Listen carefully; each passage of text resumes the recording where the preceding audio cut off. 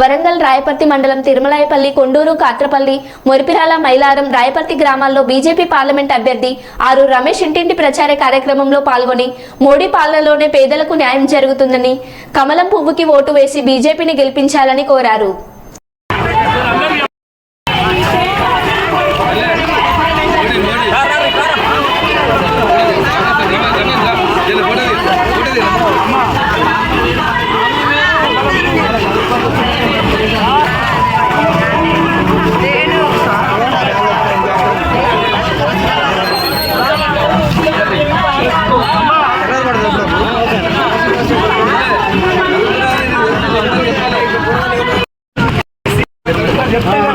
కమలం పువ్వు గుర్తుకే